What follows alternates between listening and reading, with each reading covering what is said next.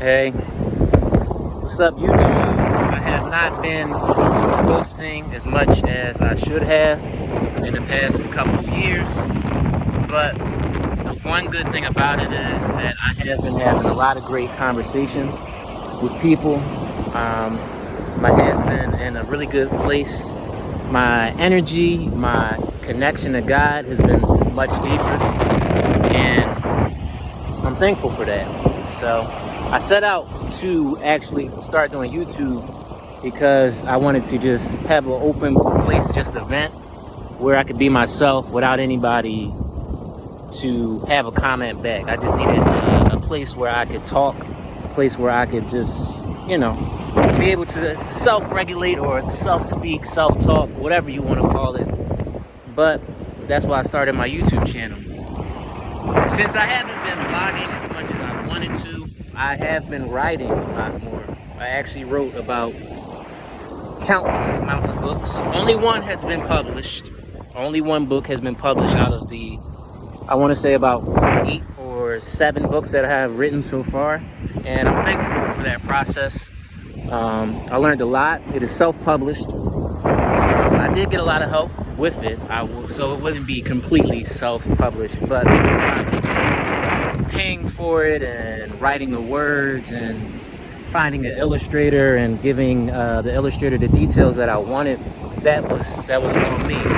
I did get help with my mom, my dad, a couple other people that I talked to about the writing process and how these words should be. And also I was in school at the same time. I was actually learning about literature and literacy, and that really helped bring the book along. And also several drafts that I've written for scripts, screenplays, songs, you name it, poems.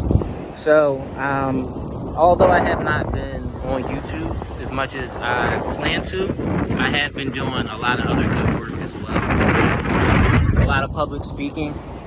And one of the things I wanted to do was actually started to promote my book a little bit more. So if you feel inclined, my book is called The Angry Atmosphere. And it's a nice book. It's about 2 elements, water and wind, and how they are on Earth. And sometimes their emotions and their way they interact with each other does not go as planned. So they start to create tornadoes and hurricanes and all other sorts of bad weather. And that's kind of like how people are sometimes when they just can't find a common understanding. They start to argue. They start to create unnecessary drama, unnecessary wars, a lot of different things that happen. So I wrote a book, and it is a children's book, but I believe that the ideology and the metaphors, the simile, whatever you want to call it, relates to a lot of people, even myself. When I write the book, I thought about me and my wife's relationship, how sometimes we argue, sometimes we don't have the best of words for each other, or whatever it may be. But when you start to talk and communicate and figure out what's going to work best for me, what's going to work best for you, and how can we meet somewhere in the middle, that's where the relationship doesn't create any angriness or any tensions that are unnecessary. So again, the book is called The Angry Atmosphere. You can find it on 3 different places. Blurb is one of them. Barnes & Nobles is another one. And the other one is Amazon. Amazon, it is only the ebook that is on Amazon. Excuse my appearance right now. I got stuff all over my face. It's probably going to go right back to it. But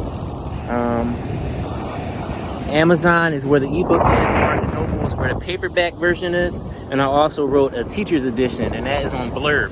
That one is for an interactive read aloud, so whenever you want to make your classroom or just have questions to ask people while you're reading to get them to interact. Interactive read aloud. So that's what it's there for, the one that is on Blurb. For me right now, I believe that Barnes & Noble is the cheapest price. Right now it is $6.99 on Barnes & Noble. And on Amazon, the ebook version will start off at $4.99 and work its way up to $9.99 and stop at that point. So if you're into the ebooks, go for it.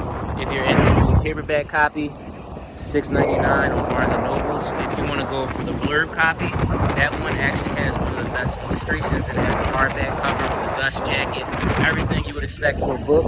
That one is a little bit more pricey because that website was mainly used for photography, but it made the illustrations a lot better. Once again, that's Blurb. That price is set at $20. And then it works its way up all the way up to 50. And the 51 is the interactive read aloud one. So if you're just trying to find the book, Barnes & Noble's is the best place. $6.99, you can't beat that. And yeah.